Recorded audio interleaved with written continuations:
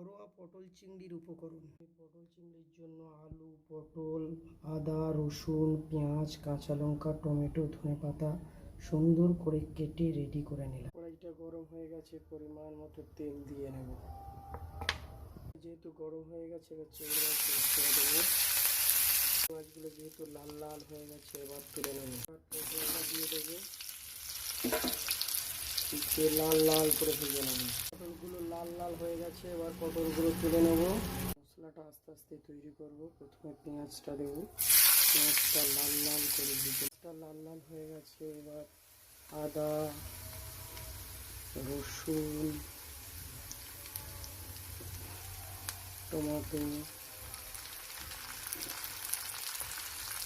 সুন্দর করে নেড়ে চেড়ে পরিমাণ মতো লবণ দেবো, মতো হলুদ, মতো ধনে গুঁড়ো, মতো জিরে গুঁড়ো সুন্দর করে মশলাটাকে তৈরি করবো। মশলাটা এবার পুরোপুরি রেডি হয়ে গেছে। মশলাতে আলুগুলো ছেড়ে দেবো। ভাজা হয়ে গেছে, এবার কাঁচা লঙ্কাটা দিয়ে দেবো, দিয়ে সাথে যে ভাজা পটলটা ছিল সেগুলো দিয়ে দেবো। পটলটা ভালো করে আবার ভালো করে নেড়ে ছেড়ে দেবো। ভালো করে নেড়ে ছেড়ে দুটোকে ভালো করে ছেড়ে দেবো। ভালো করে একটু সময় লাগবে, যেহেতু পটল চিংড়ি একটু সময় লাগবে। তো এবার আমি হালকা করে ঘটনাটা চাপিয়ে দেবো। ভালো পটলটা আমার হয়ে গেছে, এবার একটু ভালো করে নেড়ে ছেড়ে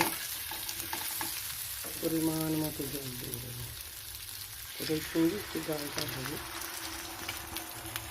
আর একটু লাগবে। প্রায় হয়ে এসছে, এবার আমি একটু নেড়ে ছেড়ে চিংড়ি মাছটাকে ঢেলে দেবো।